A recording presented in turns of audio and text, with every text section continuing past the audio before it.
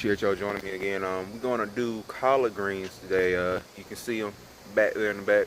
We're going to talk about collard greens and the benefits of collard greens and how easy they are to grow. You plant them, you pick them, they keep coming, keep coming, keep coming. So we're going to go over here, pick some collard greens, and just show you what you need to do to get them going, give you some advice on growing your collard greens and some of the stuff I've learned growing them. This is my first year growing them, but I've done really good with them, so give you some advice on how to make sure you get your collard greens going. Alright, we're over here with my collard greens. So all these plants have been going for, I can't remember, I think since about March, possibly, I think March. So when you go plant your collard greens, you start picking them, you just reach in there and break them at the stem, break them.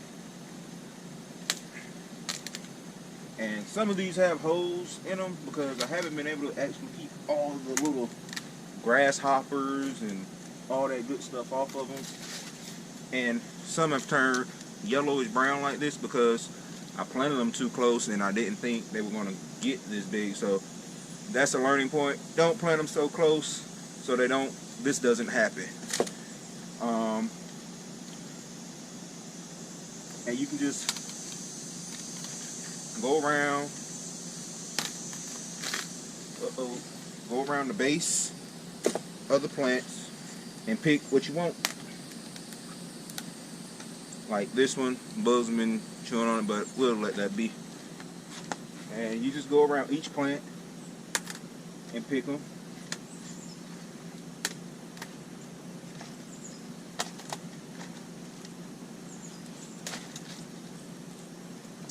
This one's another one that we're just going to toss.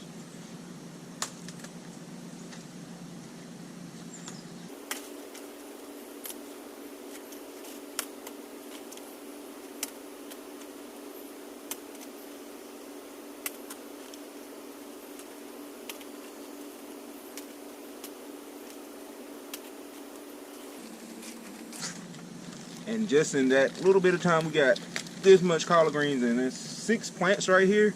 So I mean, if you plant a few batches of collard greens, you'll be pretty good for the whole year. You know, I have a few bags in the freezer. I've gave some to my parents, and like I said, it just keeps growing. When you plant it once, it keeps coming, keeps coming. So you just go around your bush.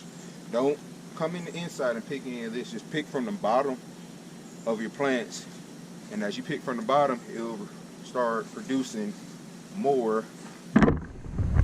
They grow out the top down in here like so. So when you pick from the bottom down there, these just keep coming. So these are the young leaves. You don't want to pick all the leaves off your plant, and you don't want to chop it all the way off either, unless you plan on, you know, being done with it. Because if you chop it, then you won't have any more.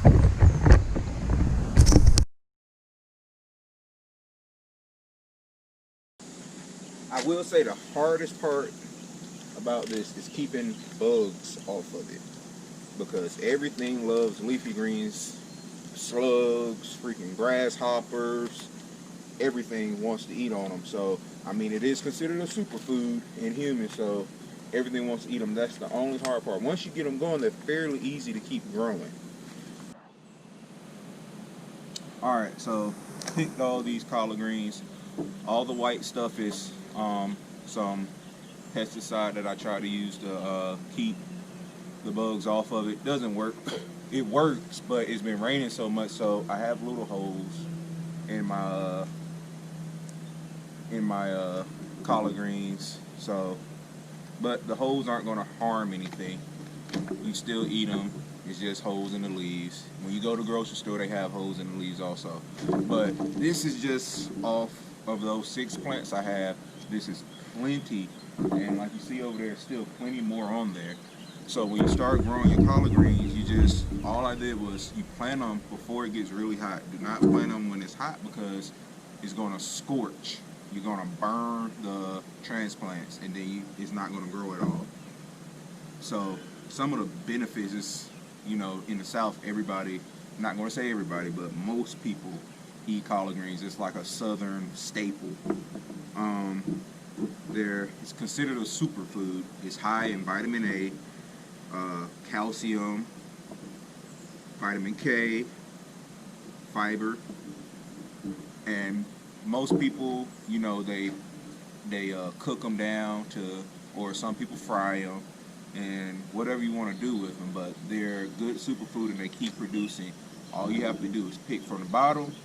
The inside will keep growing. The younger leaves will come in the middle of the plant, and as long as you keep the plant going, they'll just keep producing. And they do survive through fall. Some of them can even make it through winter where it doesn't get very cold, which in South Carolina it doesn't get very cold. So you can keep them going pretty much all year round for the most part once you get them going. Because, I mean, it's 90, 95, and I think this is a strain from Georgia. I can't remember the name. I know it's something Georgia, collard greens. So they do really good down here in the heat. Like, I'm out here sweating now because it's so hot. But one downfall that I did learn: if you do not space them correctly, this will happen. This is from them touching and just water, you know, not good air flow going through the plants. So make sure you space them. Like I said, I'm not the one to just show all the ups. I'm trying to, you know, learn myself, so I'll show what I mess up also. So make sure you space them properly and give them all the so the air can flow through, so this does not happen. But like I said, this only happened on a few of the leaves. For the most part, the plant is healthy. Oops, I missed. For the most part, the plant is healthy. So when you get your collard greens going, like I said, they'll just keep producing for you, and it's a good plant to have pretty much year round. I know a lot of people like to eat them for Thanksgiving, Christmas, or, you know, just whenever. So you can just go to your backyard, pick your collard greens, and do it. You can freeze them, or that's all I know what to do with them. I don't know how else you can preserve them. I'm pretty sure some other ways, but what I've been doing is I strip them down, cut them up, toss bag in the freezer, and there you go. I planted these collard greens back on in March. So it's been a few months now, and they're doing really good.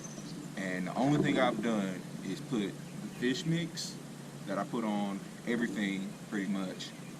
Put the fish mix down to try to help with root development, and water it I think I've been watering 2 to 3 times a week possible, but it's been raining so much. For the most part, they've been growing really good, minus the holes from little bugs in it and me losing some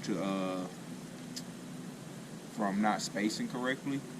That's all I can say is when you plant these, make sure you space correctly. Thanks for watching this video. Like and subscribe. Try to keep everything coming. I'm make some more bike videos. I haven't been making that many of them, but I've been doing more gardening stuff lately. And so, like and subscribe. Give me any feedback. Thanks.